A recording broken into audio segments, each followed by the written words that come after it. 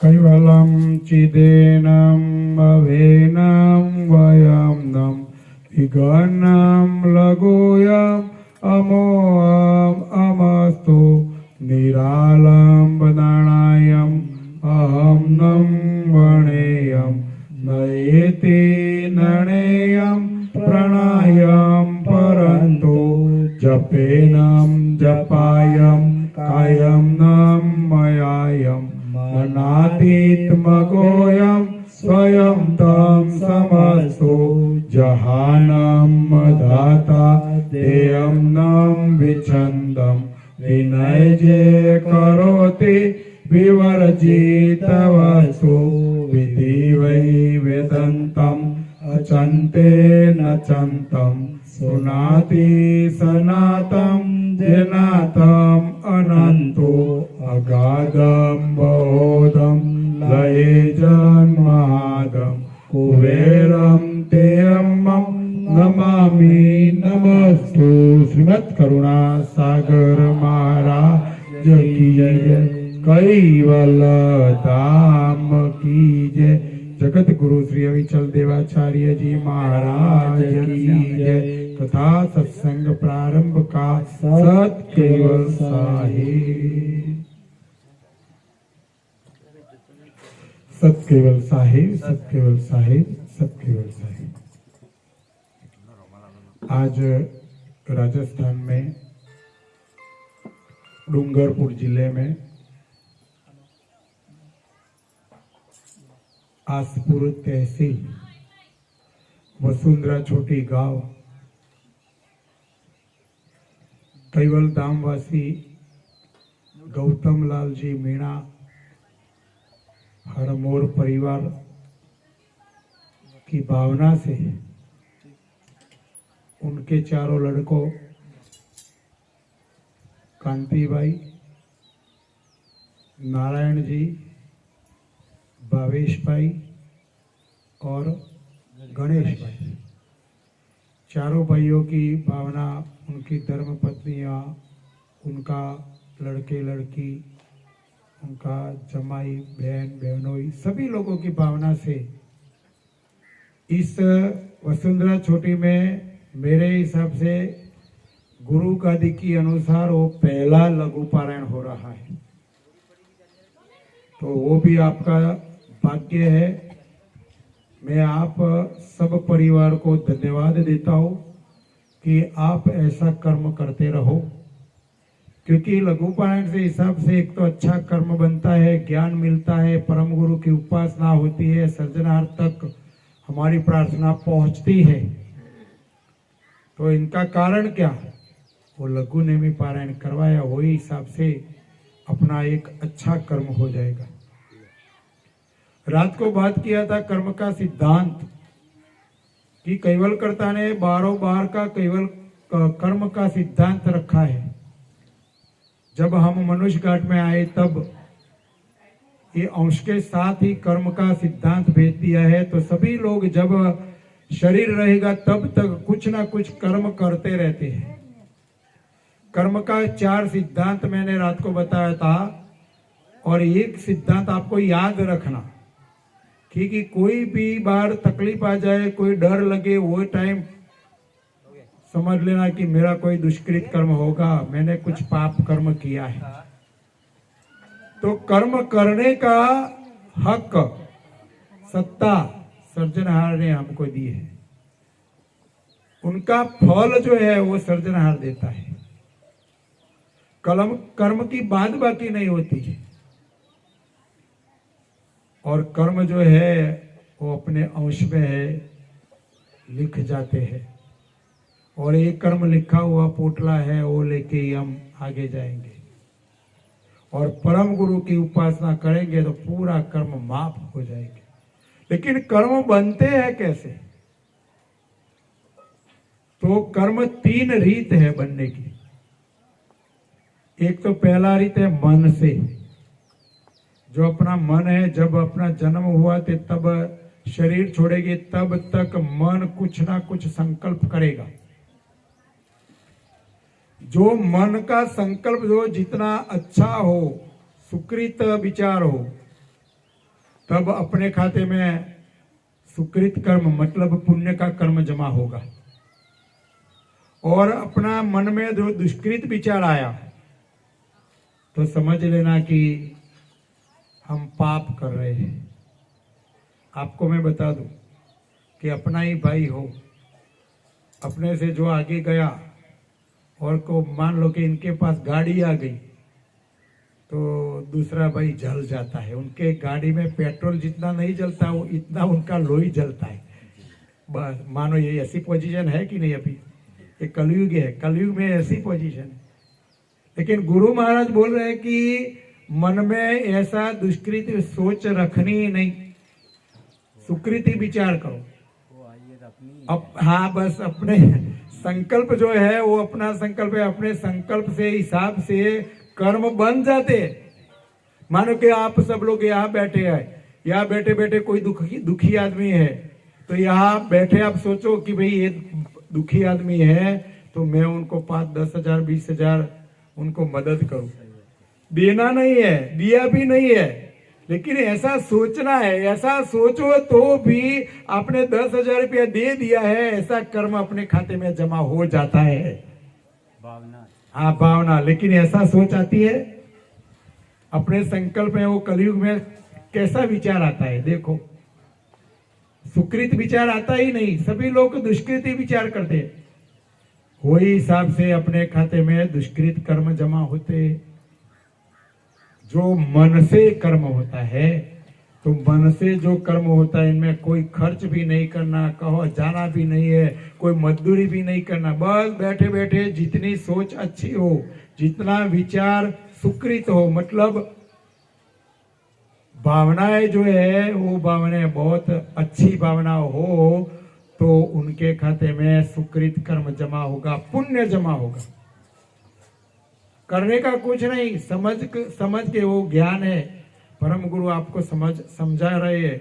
वो समझ के आप अपना विचार है उनको परिवर्तन कर दो। बस अपनी सोच है वो जो दुष्कृत सोच है उनको छोड़ दो और सुकृत सोच को विचार करो बस। तो इनमें तो कोई परेशानी है नहीं। मन से 95% मन से कर्म होता है। 3% कर्म बोलने से होता है। मान लो कि अभी मैं सत्संग कर रहा हूं तो 1 घंटे के लिए मेरे खाते में तो अच्छा कर्म जमा हो गया। आप भी किसी को अच्छी बात बताओ, अच्छी सोच बताओ, अच्छा कर्म करवाओ, बोलने से होता है ना। किसी को बोलना तो पड़ेगा कि भाई आज मेरे घर सत्संग है तो सत्संग में आओ। तो आप बोलोगे, यहाँ आएगा, सत्संग सुनेगा और इनका जीवन परिवर्तन हो जाएगा। तो समझ लेना कि उनका जो कर्म हुआ तो ये फल किसको मिलेगा? जिसने सत्संग में बुलाया है उनको वो फल मिलेगा। बोलने में वो कर्म का फल मिलता है। जितना अच्छा बोलो, सच्चा बोलो, अच्छे रास्ते पे सबको लगाओ, अच्छी सोच दे दो, वो सब बोलने से होता है। तो ये बोलने से अच्छा कर्म होता है, वो सुकृत कर्म बोलने से होता है। इनकी जगह ये बोलो, किसको गाली दो, किसी की निंदा करो, किसकी बात हमने जानी भी नहीं है और इनके ऊपर मिर्ची सब डाल के आप बात करते हैं लोग, तो ये सब पूरा पाप कर्म है। महापुरुषों ने किया है, गुजराती में कहावत, न बोलने से 9 गुण। जितना कम बोलो उतना पाप कर्म कम होगा। सच्ची बात बोलो, अच्छी बात बोलो, सत्संग करो, उपासना करो, भजन कीर्तन करो, ये सब बोलने की क्रिया है। तो ऐसी क्रिया जितनी बोलोगे उतना कर्म अपने खाते में जमा होगा। और जितना गलत बोलोगे, दुष्कृत बोलोगे, टूंक में परम गुरु समझाते हैं कि हमारे बोलने से सामने वाले की आतरड़ी जो जल गई, मतलब दुखी हुआ, तो समझ लेना कि हम पाप कर रहे हैं। और हमारे बोलने से सामने वाला आदमी खुश हो जाए तो समझ लेना कि हम पुण्य कर रहे हैं। हमारे बोलने से सामने वाले को क्या लगता है कि भाई ये खुश होता है या दुखी होता है, ऐसा बोलो बस। तो बोलने से 3% कर्म होते हैं और 2% कर्म है वो ये इंद्रियों से होते हैं। यही हाथ से आप पुण्य दान करो, कुत्ते को रोटी दे दो, भिखारी को नाश्ता करवाओ, खाना खिलाओ, पंखी को दाना डाल दो, ये हाथ से होता है, ये पूरा सुकृत कर्म होता है। और ये हाथ से किसी को डंडा लगाओ, किसी को तलवार मारो, किसी को गोली मारो, किसी की जीव हत्या करो, ये हाथ से ही होता है। तो ये इंद्रियों, 10 इंद्रियों से पाप या पुण्य दोनों हो सकता है। लेकिन आपको क्या करना है, हमको क्या करना है, ये हमें सोचना चाहिए कि हमारी इंद्रियों से हो सके इतना कम पाप कर्म हो और हो सके उतना ज्यादा पुण्य का कर्म हो। वो 3 रीत है कर्म करने की। इनमें मन से तो कर्म इतना होता है कि मन रात को आप सो जाएंगे लेकिन मन तो भटकता रहेगा, कुछ ना कुछ कल्पना करता रहेगा। लेकिन हमारी कल्पना कैसी आती है, हम कैसी सोचते हैं, वो देखना है। वो समझण के घर में आ जाओ, गुरु का ज्ञान से ये बात समझ के ऐसा कर्म करो कि हमें कोई दिन दुख आएगा ही नहीं, बस इतना समझने का है। तो ये लघु पारायण के माध्यम से, सत्संग के माध्यम से ऐसा ज्ञान मिलता है, ऐसी समझ मिलती है। तो ऐसी समझ आपको आ जाएगी तो पाप कर्म कम होगा। और एक कर्म करने के साथ साथ ही परम गुरु की उपासना करो, सत्संग करो, भजन कीर्तन करो, उनका लक्ष्य भजन करो, केवल मंत्र करो, तो क्या होगा, अपने खाते में पुण्य तो जमा होगा ही होगा। लेकिन परम गुरु अपना सभी कर्म माफ कर देते हैं, हमको निर्मल बना देते हैं। जब अंश आया तब निर्मल था, उनके पास कोई कर्म का बंधन नहीं था। वो ये विश्व में आया, वो शरीर घाट में आया, माया का वश बन गया, मेरा तेरा करने लगा। तो ये अंश है वो खुद मेला हो गया, बिगड़ गया। और मन जो बिगड़ गया, अंश बिगड़ गया, तो वो निर्मल नहीं होगा। तो निर्मल करने के लिए, अच्छा करने के लिए ज्ञान गंगा में नहाना पड़ेगा। समझ गए, नदी में नहाते हो, लेकिन नदी से तो ये अपना ऊपर वाला शरीर साफ हो जाएगा, लेकिन अंदर का मन साफ करना है, अंश को अच्छा बनाना है, तो वो ज्ञान गंगा है, वो लघु पारायण है, वो एक जात का ज्ञान यज्ञ है। तो ये ज्ञान यज्ञ में स्नान करोगे तो अपना मन, अपना अंश है, सब निर्मल हो जाएगा। और परम गुरु तो निर्मल कर देते हैं। तो यही देह में, यही जन्म में हम सब लोग कर्ता को धाम मिल जाता है, अखंड सुख मिलता है। वो 84 के चक्कर में घूमना नहीं पड़ता, और कायम हर निश शांति शांति। बाकी बाजार में पैसा खर्च हो तो भी शांति नहीं मिलेगी, कितनी भी संपत्ति दे दो लेकिन शांति नहीं मिलेगी। ये बहनों बैठी है, इनके घर किसी का नाम शांता बहन होगा, लेकिन इनके घर में भी शांति नहीं होगी। भाइयों में कोई शांति भाई नाम का आदमी होगा, लेकिन इनके घर में भी शांति नहीं होगी। शांति कहाँ होगी? वो परम गुरु का ज्ञान समझेंगे, समझ के आचरण में रखेंगे, ऐसी क्रिया करेंगे, मेरा तेरा छोड़ देंगे, तो इनके घर में शांति हो जाएगी। तो शांति के लिए अपना लक्षण भी होना चाहिए, परम गुरु के तरफ दासत्व भाव होना चाहिए, मन में अहम भाव नहीं होना चाहिए, कुछ ना कुछ देने की भावना, छोड़ने की भावना। और कोई भी कुछ भी बोले तो भी सहन करने की शक्ति होनी चाहिए, गम खाना चाहिए, परम गुरु का लक्ष्य भजन करना चाहिए, तो शांति होगी। और ये शांति मिलेगी, वही संस्कार मिलेंगे। संस्कार हो गए तो जितनी भी संपत्ति हो भी संपत्ति बची रहेगी। जो संस्कार नहीं होगे तो पूरी संपत्ति अपने लड़के वो खराब जगह चली जाएगी। दृष्टांत देता हूं, लंका का नाम सुना है, श्रीलंका। उनका राजा रावण था। रावण के पास क्या था? संस्कार नहीं था।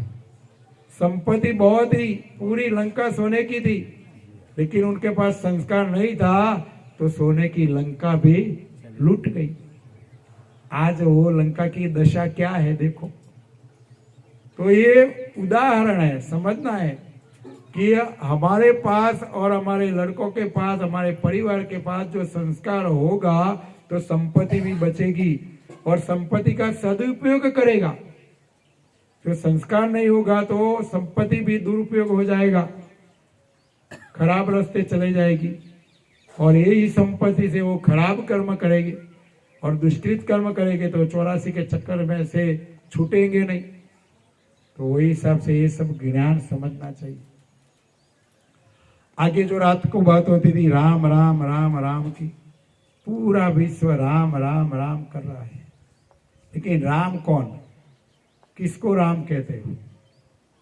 परम गुरु बताते हैं कि दशरथ गैर राम जो जन्मा वो विष्णु का अवतार है, लेकिन दशरथ के घर पे राम का जन्म हुआ ही नहीं था। उनसे पहले भक्त प्रहलाद का नाम सुना है? भक्त प्रहलाद राम राम करता था, वो कौन किया? राम।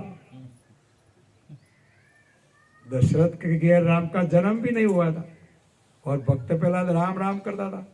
ये राम और कोई नहीं, परम गुरु बताते हैं हम जो ओहंग और सोहंग प्रणव, जो ये प्रणव है, जो श्वासोश्वास की प्रक्रिया है, तो ये ओहंग सोहंग मतलब इनको दूसरा नाम दिया है रकार मकार, और दोनों की जो एकता होती है तो उनको बोलते हैं ओमकार।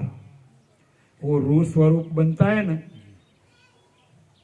ऐसा रू और अर्धचंद्राकार बिंदी, वो 4 वेदों का स्वरूप भी है और रकार मकार ओमकार के स्वरूप से कैवलकर्ता ने वो राम शब्द दिया है।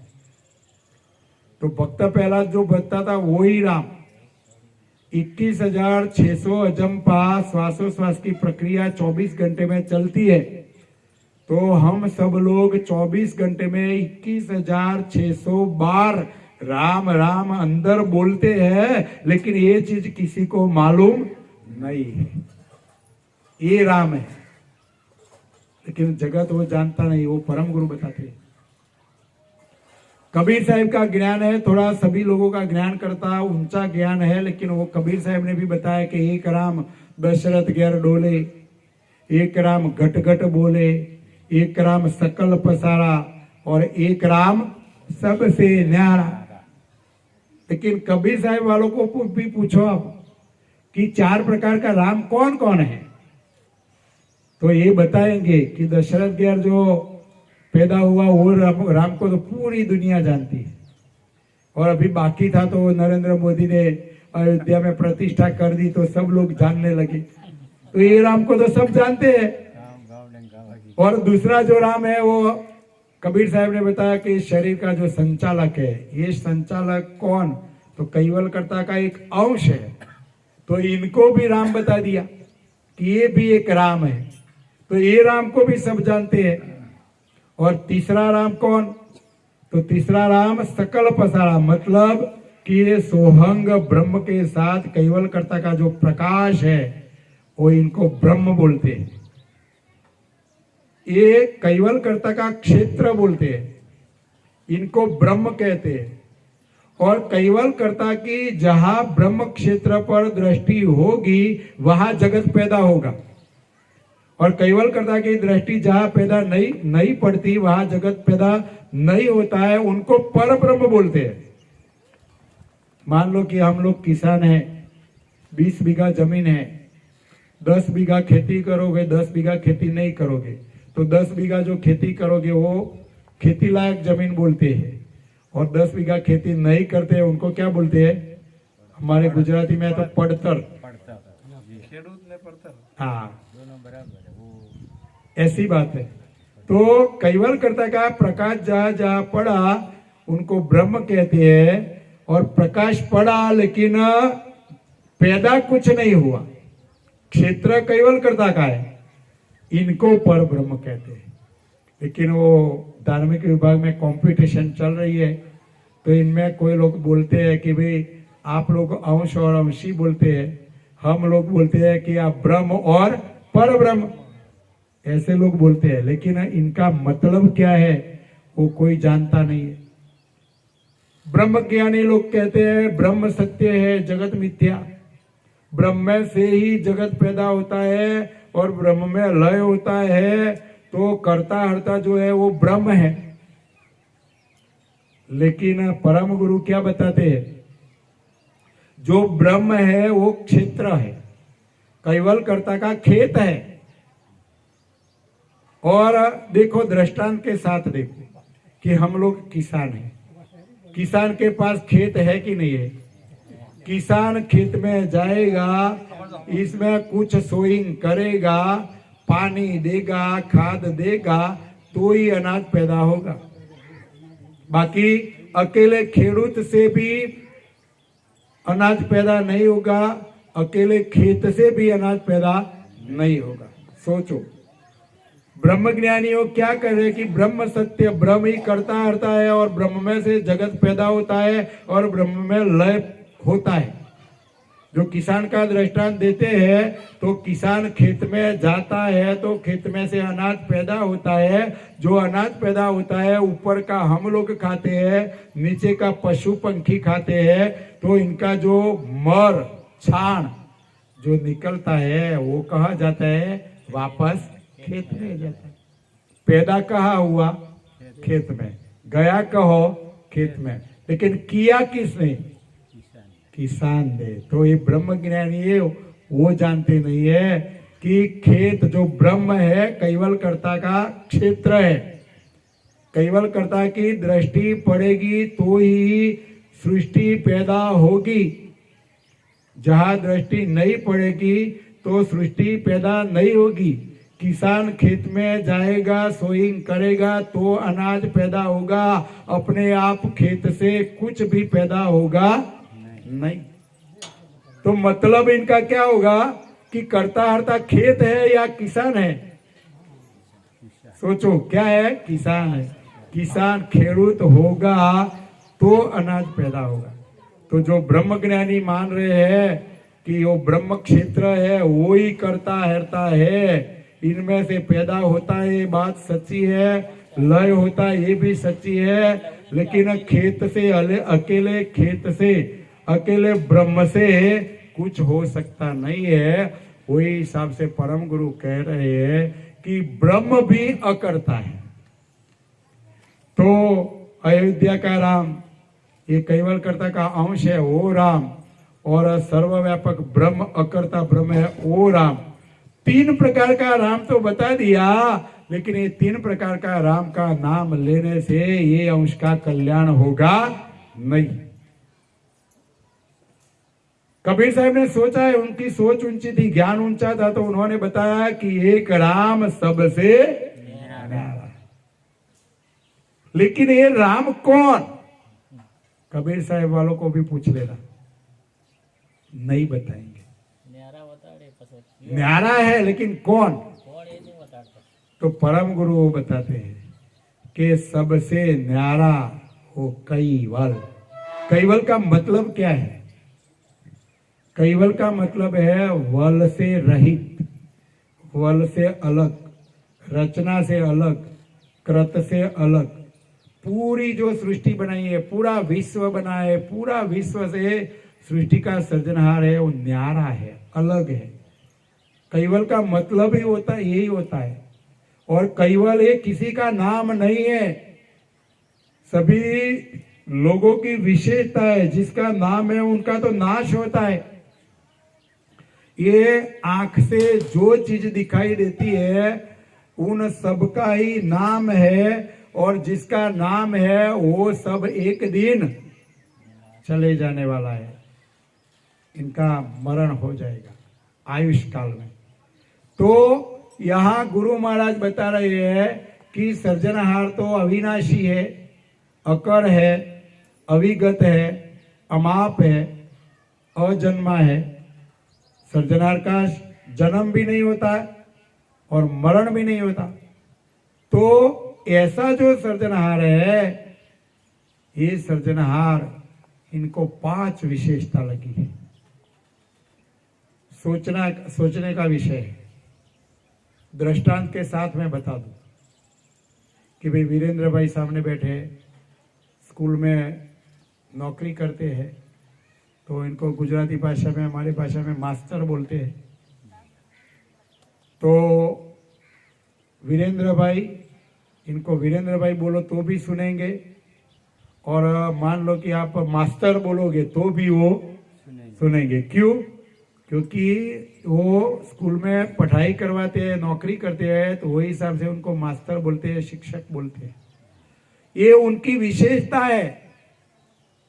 किसान खेती करते हो तो किसान, खेडूत, व्यापारी, धंधे, बैंक में नौकरी करता है तो बैंकर, बैंक में भी जो कैश का काम करते हो आप तो कैशियर। वो नाम अलग है और जिसका जैसा काम वैसा ही विशेषता है। अभी सोचने की बात यह है कि भाई वीरेंद्र भाई और मास्टर दोनों ही शब्द है, लिखने में शब्द है, दिखाई देने में नाम है, लेकिन जब तक वीरेंद्र भाई का शरीर छूट जाएगा तब दाखला, मरण का दाखला किसका निकलेगा? मास्टर का निकलेगा या वीरेंद्र भाई का? वीरेंद्र भाई का निकलेगा। मास्टर नाम है, अजरा अमर है, उनका नाश होता ही नहीं है। दिखावा देने में नाम है, लेकिन उनका नाश नहीं होता। ऐसे ही हम सब लोग हैं, सभी लोगों पर विशेषता है। सभी लोगों का कहीं ना कहीं विशेषता होगी। कोई की बुद्धि अच्छी होगी तो इनको कोई बनिया बोलता होगा, शाला में नौकरी करते हो तो शिक्षक, खेती करते हो तो किसान, बिजनेस करते हो व्यापारी। कुछ ना कुछ विशेषता हम सबको लगी है। वैसे ही सृष्टि का सर्जनहार, उनको 5 विशेषता लगी है। अपना प्रश्न है कि ये सृष्टि का सर्जनहार कौन? तो ये सृष्टि का सर्जनहार सबसे न्यारा, और सबसे न्यारा है लेकिन कौन? तो जिसको ये 5 विशेषता लगी है वो सृष्टि का सर्जनहार। पहली विशेषता आद्य। आद्य का मतलब क्या होता है? प्रथम। आज सृष्टि में पहले कौन?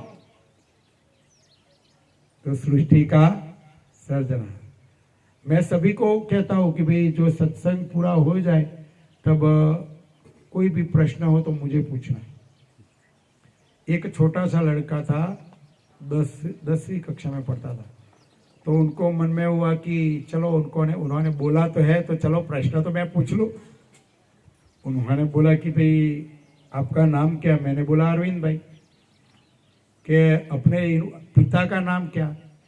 तो मैंने बोला प्रभुदास। क्या उनके पिता का नाम क्या है? मैं कह दूं ईश्वरदास। क्या इनके पिता का नाम क्या है?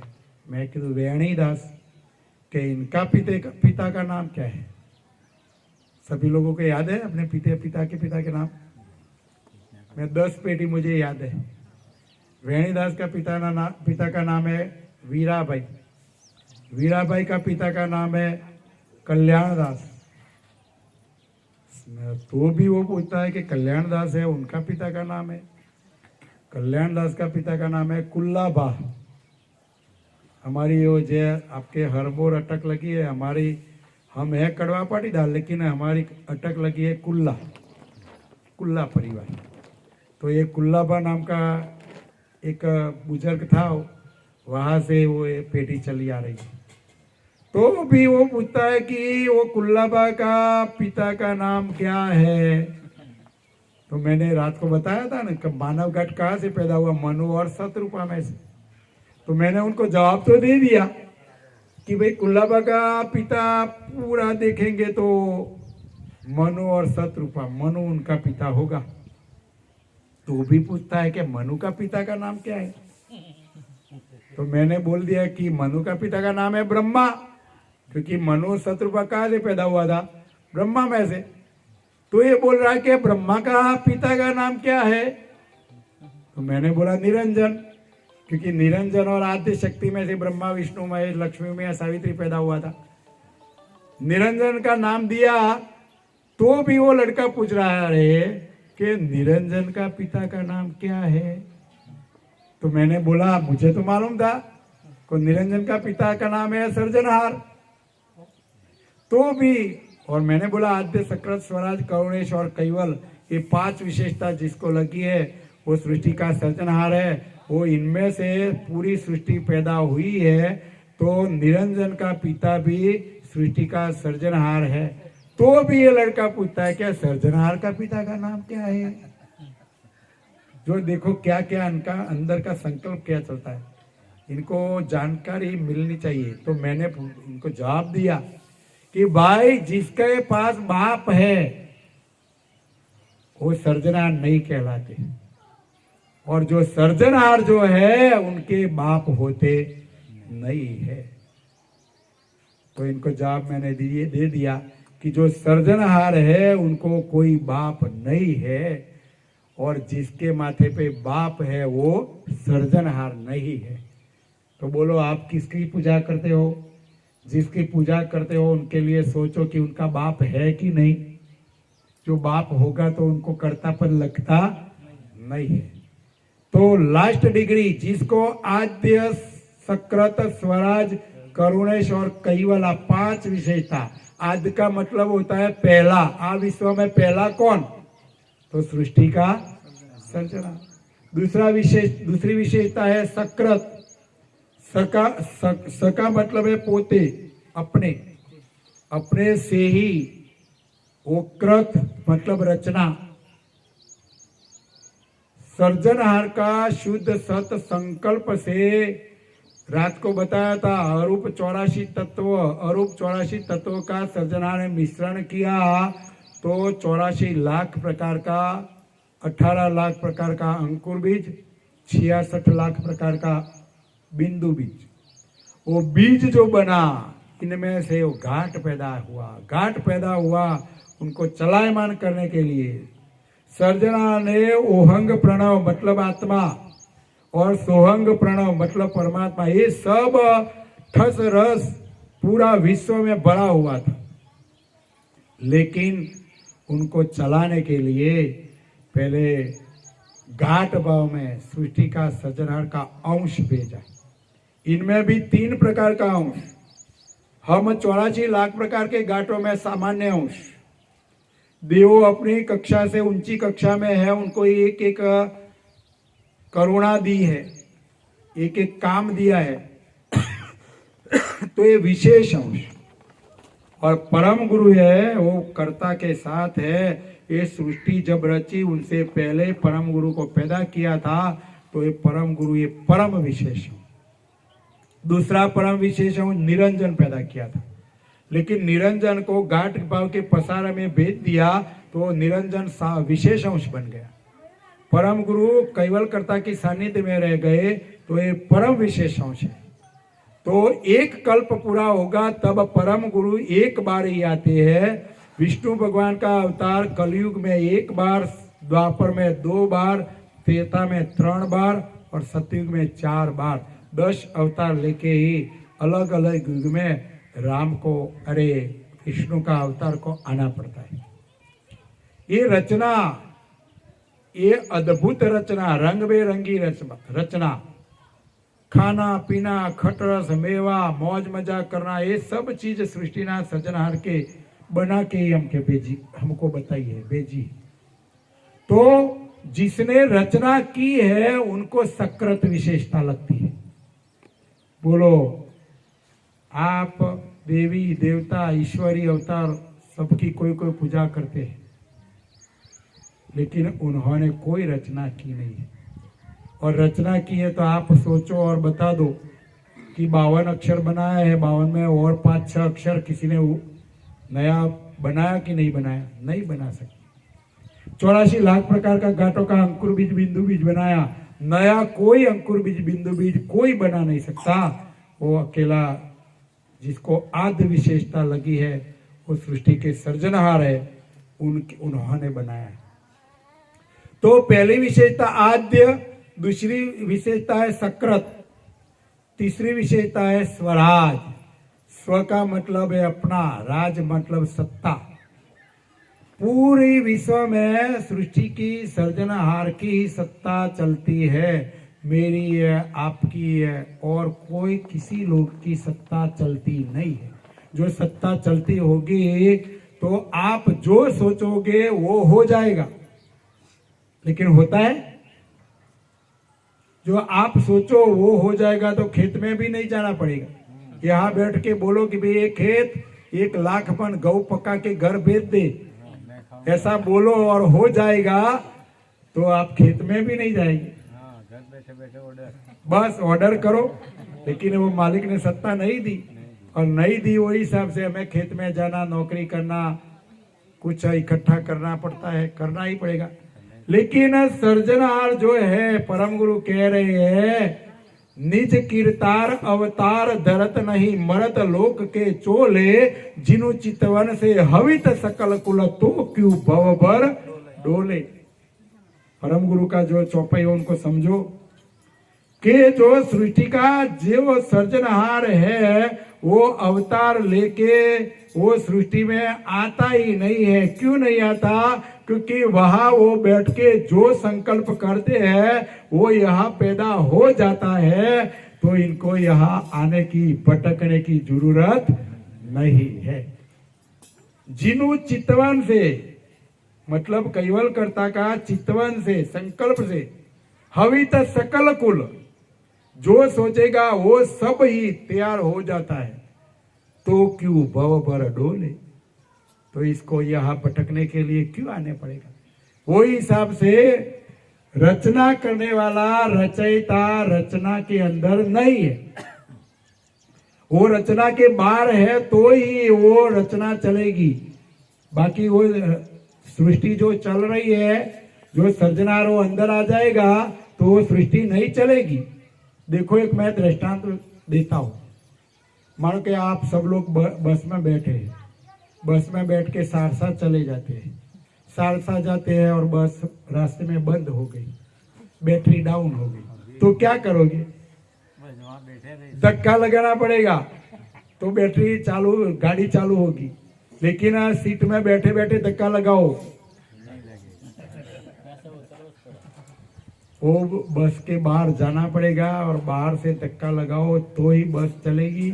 ऐसे सृष्टि का सर्जनहार सृष्टि से बाहर है, और बाहर से धक्का लगाते हैं तो ये सृष्टि चलती है। जो सर्जनहार अंदर आएगा तो सृष्टि नहीं चलेगी।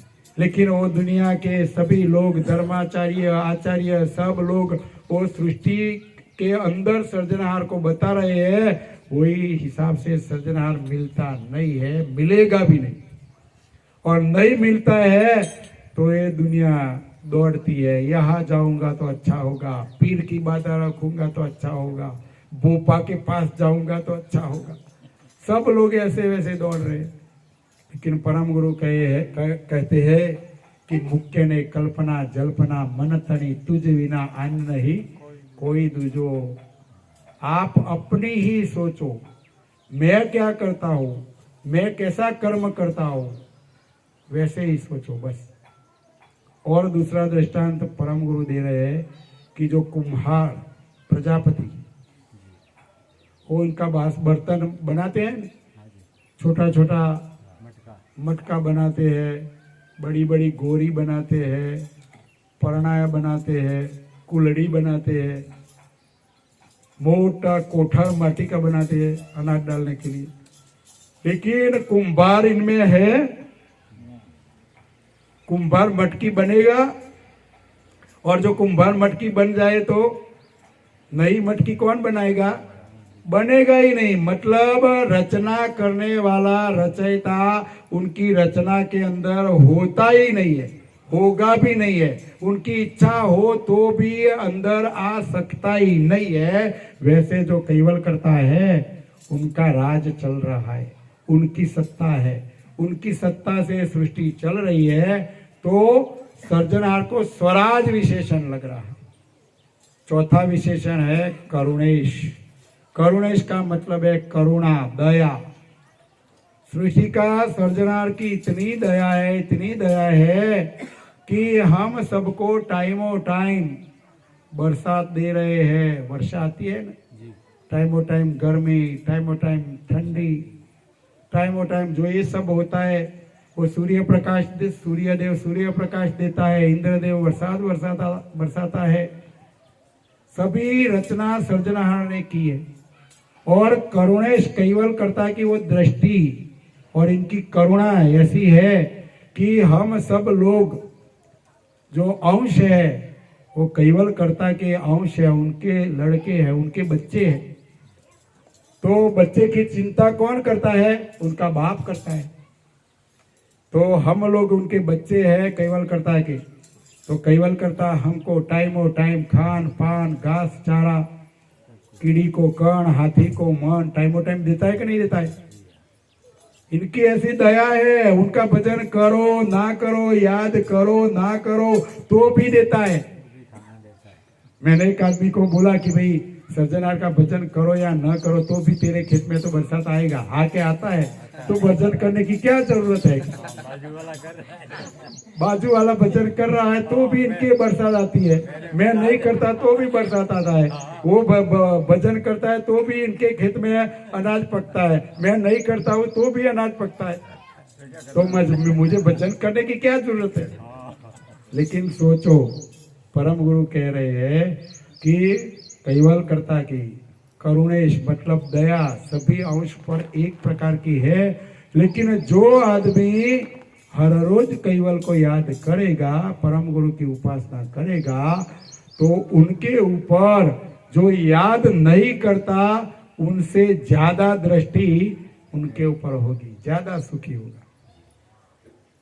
एक दृष्टांत दे दूं।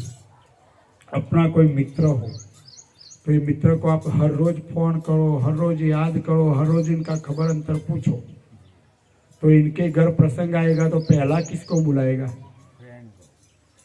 जो हर रोज याद करता है उनको बुलाएगा। बस ऐसी बात है। हर रोज कैवल करता को याद करोगे तो कैवल करता आपको पहला याद करेगा, बस और कोई चीज नहीं। वही हिसाब से उनका भजन करना है। हमका जो मन है उनको निर्भर मत बनाओ, निडर बनाओ। भजन नहीं कर दे तो भी बरसात तो आती है, ऐसा मन नहीं बनाओ। ज्ञान से समझो और निडर बनाओ बस। तो ऐसी करुणा जिसके पास है उनको करुणेश विशेषता लगती है। और पांचवी विशेषता है कैवल। कैवल का मतलब है वर से रहित। वल, कई, किसी भी प्रकार का वल नहीं लगा। वल का दूसरा अर्थ होता है आवरण, माया।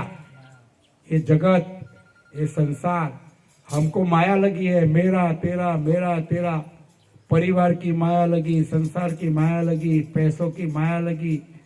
वही हिसाब से हम सब लोग मारू मारू, मेरा तेरा, भगवान भी मेरा तेरा करने लगे। लेकिन सर्जनहार है, उनको कोई माया लगी नहीं है।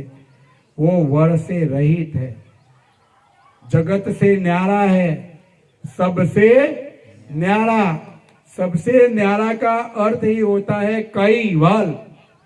लेकिन शब्द का अर्थ मालूम नहीं होगा, नहीं हुआ तो कबीर साहब ने क्या बोल दिया? सबसे न्यारा राम। पर परम गुरु जी कबीर साहब ने सबसे न्यारा राम बताया है। वो राम और कोई नहीं, पर परम गुरु कहते हैं सबसे न्यारा कैवल। तो लोग राम राम तो करते हैं, लेकिन वो तीन प्रकार का राम है। ये राम का नाम करते हैं या सबसे न्यारा है वो राम का नाम लेते हैं, लेकिन कोई जानते तो नहीं है। तो नहीं जानते हो तो ये तीन प्रकार का राम है, उनमें से एक राम का भजन करते हैं।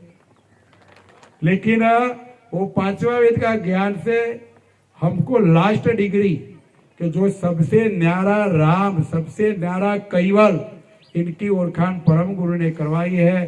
तो आद्य, सकृत, स्वराज, करुणेश और कैवल, ये 5 विशेषता सर्जनहार को लगती है। तो बुल से भी कैवल बोलोगे तो भी वो सर्जनहार सुनेगा।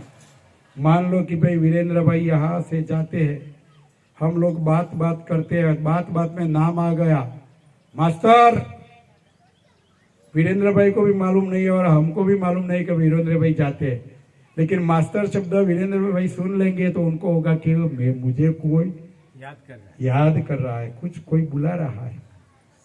बस वैसे ही यहाँ तो ये मात्र मास्टर नाम दिया और इनको हुआ कि मुझे कुछ बुला रहे हैं, तो वो सर्जनहार तो सर्वज्ञ है, तन की, मन की, चित्त की सभी जानता है। तो भूल से भी केवल बोलोगे तो भी सर्जनहार सुनता है। बस यही करना है।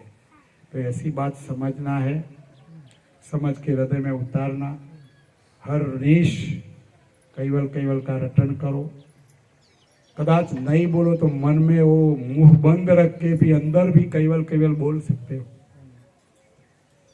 रात को मान लो कि नींद नहीं आती हो तो वो टाइम पे भी आप केवल केवल भी बोल सकते हो, अमर मंत्र की माला भी कर सकते हो, तो अच्छी नींद आ जाएगी। खराब स्वप्न आता है तो वो टाइम पे भी आप अमर मंत्र करो। और हरनिश नियमित सुबह 4 बजे उठ के, क्योंकि 4 बजे का जो समय है वो एकदम शांत समय होगा, वो टाइम पे अपना लक्ष्य है वो कैवलकर्ता के साथ जोड़ दो। कोई ना कोई रास्ता अपना के कैवलमय परम गुरुमय बनो, लेकिन समझना है ज्ञान, 5वां वेद का ज्ञान। और 5वां वेद का ज्ञान है वो यथार्थ ज्ञान है, सत्य सनातन है। जैसा ही कैवलकर्ता ने ज्ञान बताया है वैसा ही परम गुरु बोल रहे हैं। इनमें कोई मिर्ची या हल्दी या मीठा कोई डालते नहीं। नहीं तो धार्मिक विभाग में क्या पोजीशन है मालूम है? परम गुरु का ज्ञान के सिवाय जगत में 3 प्रकार का ज्ञान चल रहा है। एक ज्ञान का नाम है रोचक ज्ञान, एक ज्ञान का नाम है पर्चा ज्ञान, और एक ज्ञान का नाम है भयानक ज्ञान। रोचक ज्ञान सब कथाकारों बताते हैं कि अपने को रुचे, अपनों को अच्छा लगे। तो कोई पैसादार आदमी बैठा हो तो उनका नाम बोले, उनकी वाह वाह करे, उनकी उपमा करे, उनके नाम की तालियां बजवाए, मौज मजा करवाए। ये रोचक ज्ञान है। अपने को जो रुचि में आए ऐसा बोले वो रोचक ज्ञान है। लेकिन ये ज्ञान से कल्याण होगा नहीं। कल्याण किसका होगा? जिसका नाम दिया है वो कथा पूरी हो जाएगी ना, तब गजबे में से जो होगा वो दे देगा, तो कल्याण कथाकार का हो जाएगा। तो ये रोचक ज्ञान में ऐसा है। दूसरा ज्ञान है भयानक ज्ञान। तो भयानक ज्ञान किसका है? भोपा का ज्ञान। भय आपको डाल देगा कि आपको दुख आया है ना, रात को मैंने बताया था, वो जो शरीर छोड़ के चले गए ना, वो सांप बना है और खेत में घूमता है, सब चीज का रखवाला करता है, ऐसा बोलेगा भोपा, तो आप डर जाओगे। और डर जाओगे तो तुरंत बोलेगा कि उनको ठिकाने बैठाने के लिए गोग महाराज का मंदिर बनाना पड़ेगा, उनकी विधि करनी पड़ेगी। और जो अच्छी पार्टी हो तो 5 लाख होगा विधि करने का, और पार्टी जो मजबूत नहीं होती तो बोलेगा 50,000 10,000, चलते चलते भी 5,000 में भी खत्म कर देगा। क्योंकि वो दिन में 200-300 रुपये की खेत में मजूरी करनी, गर्मी में मजूरी करनी, और 200-300 रुपया मिले, इनकी जगह थोड़ा थोड़ा बोलने से 5,000 मिलता हो तो ले लेते।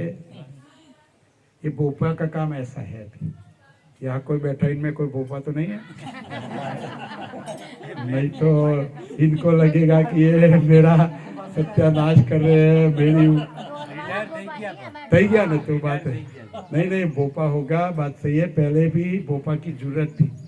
जब दुनिया था इनमें कोई कुछ भी नहीं करता था तो इनको भोपा डराता था, तो डर के मारे कुछ ना कुछ अच्छा काम करे, वही हिसाब से पहले का टाइम में वो जरूरत थी।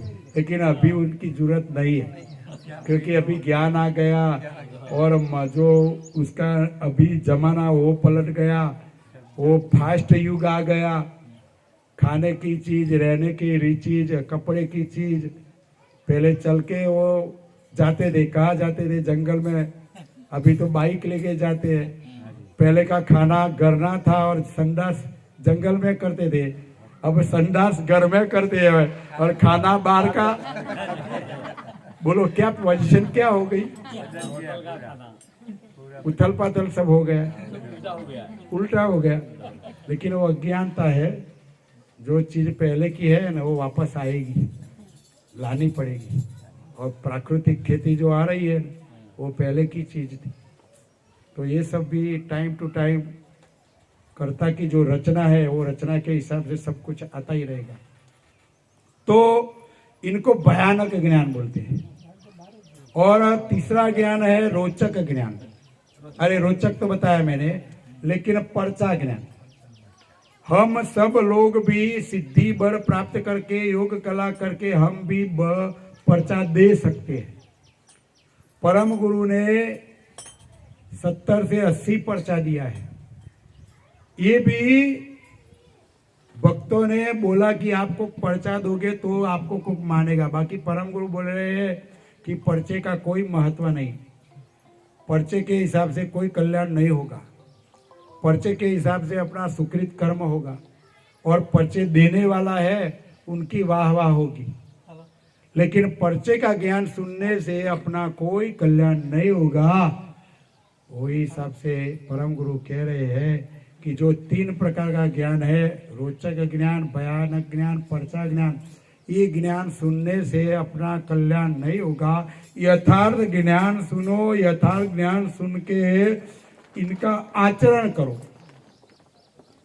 आचरण करोगे, परम गुरु कह रहे हैं वो ऐसी क्रिया करोगे तो ही अखंड सुख मिलेगा।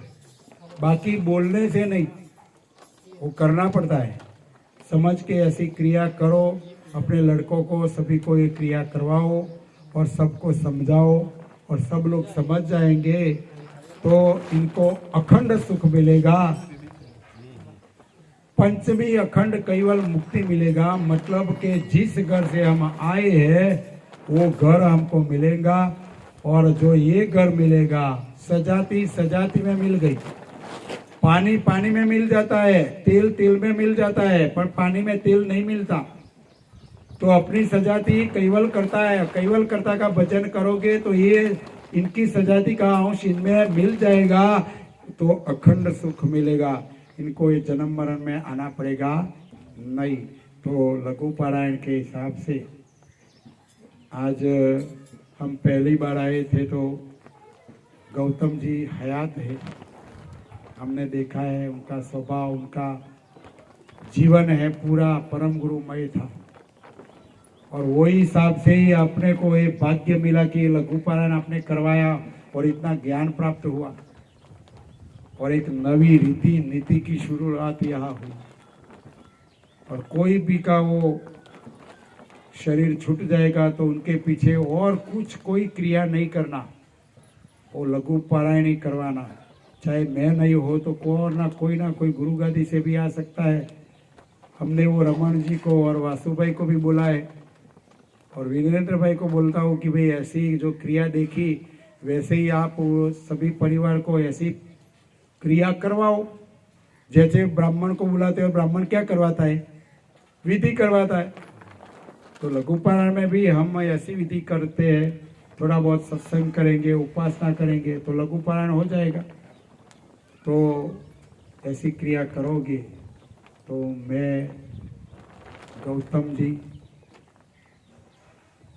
मीणा, हरमोर परिवार, उनका चारों लड़का कांति भाई, नारायण जी, भावेश भाई, गणेश भाई, एमडी धर्मपति, उनका लड़का, सभी परिवार को मैं परम गुरु को प्रार्थना करता हूँ कि इन परिवार को सुखी रखे, समृद्ध रखे, ऐसी भावना हो जाए, सब लोग कैवलमय हो जाए, ऐसी प्रार्थना करके मैं वो वाणी समाप्त करता हूँ। आद्य सुकृत स्वराज करुणेश कैवल करता की, कृष्ण स्वामी महाराज की, परम गुरु श्रीमद करुणासागर महाराज की, द्वितीय कुयाचार्य नानदास जी महाराज की, तृतीय कुयाचार्य बलदेवदास जी महाराज की, चतुर्थ कुयाचार्य भगवान दास जी महाराज की, पंचम कुयाचार्य प्रयागदास जी महाराज की, षष्ठम कुयाचार्य शीतलदास जी महाराज की, सप्तम कुयाचार्य जगत गुरु श्री अविचल देवाचार्य जी महाराज की, श्री सब संतन की,